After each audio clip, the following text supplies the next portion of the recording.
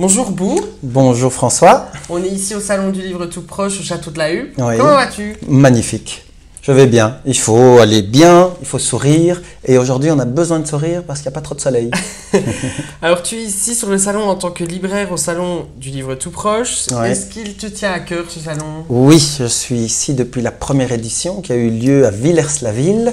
Ah oui. Et j'ai plusieurs casquettes, comme vous le dites. Et donc, On va dire des tu, allez. On va dire Ouais, des tu. Donc, je suis auteur, éditeur, parce qu'alors j'ai des auteurs qui sont présents de la maison d'édition et j'assure le stand librairie en même temps. Et tu es aussi professeur, il me Oui, semble. professeur d'acrobatie. On Ouais. voit quelques acrobaties voyager sur Instagram et sur Facebook. Et comment tu fais pour avoir toutes ces casquettes? J'ai des journées de 40 heures.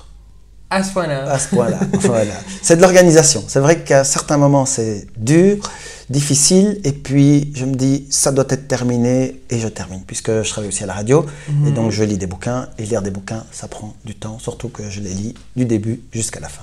Alors, si je ne me trompe, tu accueilles les gens chez toi. Également, oui, je fais des petites capsules de 9 minutes sur leurs livres. S'il y a plusieurs livres, il y a plusieurs capsules, quelques interviews.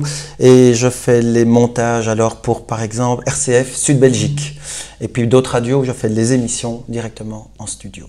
Alors, tu es aussi ici pour ton histoire en 3 tomes et écrite avec Jessica Lefebvre, Recto Verso, Exactement. qui raconte le quotidien d'un couple entre moments jubilatoires et instants décisifs. Est-ce que tu peux en dire un peu plus? Exactement, 3 tomes. Alors, le premier tome, c'est la rencontre du couple. Et donc, l'objectif, c'est vraiment de décrire les ressentis dans les relations, dans les moments, dans les rencontres. Et donc, par rapport au ressenti féminin et au ressenti masculin. Alors, on n'a pas du tout essayé de faire le modèle Mars et Vénus. D'ailleurs, quand les 3 tomes sont déjà écrits, et ce sont des retours des gens en disant « Ah, tiens, c'est comme Mars et Vénus ». Je dis « Ah non, pas du tout, on n'a pas du tout pensé à ça ». Et donc, il y a la mauvaise foi, la bonne foi, l'humour féminin, l'humour masculin. Et donc, et les points de vue. Là, on est ici face à face. On vit le même moment, mais pas de la même manière. Moi, je vois une porte, mais je ne vois pas ce qui est derrière moi. Je vois une lampe et un cadre. Voilà. Et donc, on est au même endroit, on vit la même chose, mais avec un décorum, en tout cas ici, un décor différent. Donc voilà. Donc dans une même situation, il y a des ressentis tout à fait différents. Et ce qui a été bien dans l'écriture, c'est que c'est une écriture spontanée. Donc moi, je reçois le premier chapitre de Jessica, je le lis.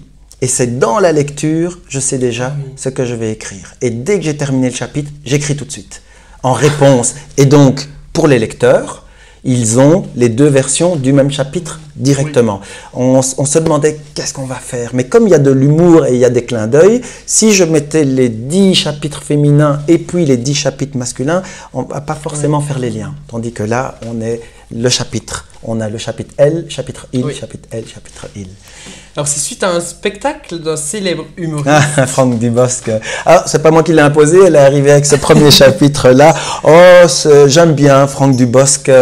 Il a son charme, il a son humour. Il faut vraiment le prendre au 10e degré. Voilà, le grand charmeur, le grand dragueur. Et voilà, c'est rigolo. Et c'est surtout suite à un séjour aux urgences, un malaise vagal, que Voilà. vos héros vont se lier. Que les héros vont commencer à se lier, qu'il va y avoir la petite étincelle. Alors, tu écris, on n'échappe pas au romantisme. Quand on essaye de l'éviter, il revient au galop. Voilà. Alors, il y a beaucoup de moments vécus dans l'écriture. Et donc, notamment, cette phrase-là, c'est la déception amoureuse. Et puis, finalement, on se dit, ouais, c'est la dernière fois, terminé. Pense plus à créer quelque chose. S'il y a une opportunité, on ne sait jamais sur un malentendu, mais on ne cherche plus à rencontrer absolument l'âme sœur. Et c'est à ce moment-là qu'on se dit, ok, on laisse tomber et ça revient comme un boomerang. Et l'idée de cette histoire, elle est venue d'où avec Jessica? Alors, c'est pas venu avec Jessica. Il y a quelques années, une petite dizaine d'années, j'avais proposé justement cette collection Recto Verso dans une optique de lire un livre en le démarrant par la couverture et en le lisant jusqu'à la moitié. Et arrivé à la moitié, on retourne le livre et on relit le livre par un autre commencement qui est la fin, avec la même histoire, mais peut-être négative ou positive ou tout à fait différente, ou avec des autres personnages ou dans un autre pays, mais avec le même fond. Et donc, ce chapitre-là, ce projet-là n'a jamais abouti. Et puis de nouveau, on en a reparlé lors d'une dédicace. Et puis on est parti sur cette idée-là. Et alors c'est tellement drôle qu'on a même droit à un bêtisier. Voilà, alors le bêtisier, ce sont toutes nos photos en salon, les photos pendant nos séances de relecture. À l'époque, elle vivait à Amsterdam. Maintenant, l'amour l'a fait déménager à Liège. Donc elle habite à Liège maintenant. Et donc on se revoyait évidemment certains week-ends pour relire, pour recorriger, pour retravailler ensemble. Et voilà, on fait des photos et pendant les salons, on fait des petites photos rigolotes. Et donc on s'est dit, c'est un chouette truc, un bêtisier à la fin du livre. Et alors est-ce que pour terminer, tu peux présenter aux personnes qui nous regardent la librairie? Alors la librairie, c'est une petite librairie originale, locale. C'est chez nous, dans notre maison. Donc quand on rentre, on passe le pas de la porte, ça fait sonner le petit carillon, très amusant, et on découvre des livres. Donc on s'y attend pas du tout, et les gens découvrent les livres, et c'est unanime, tout le monde est enchanté. Et c'est une vraie librairie, que des livres, on ne fait pas le point poste, le point presse, etc., ni le loto. Et les gens trouvent leur bonheur, on commande tout comme une vraie librairie, mais ce qu'il y a, c'est que ce n'est pas un réel commerce où on attend le client suivant. Donc on a des clients ici encore dernièrement, des nouveaux clients, ils sont restés 1 heure dans le magasin à papoter. Il y a le café, il y a le thé, il y a un petit biscuit. Et ça sent bon le couscous ou la bolognaise en fonction des moments où je prépare la cuisine en même temps dans la cuisine, et des crêpes ou voilà, des petits gâteaux, et les gens on a toutes les infos, mais il nous manque juste l'adresse. Tilly, Villers-la-Ville, rue du Tienne, c'est la librairie du Tienne, au numéro 21, 1495, Tilly.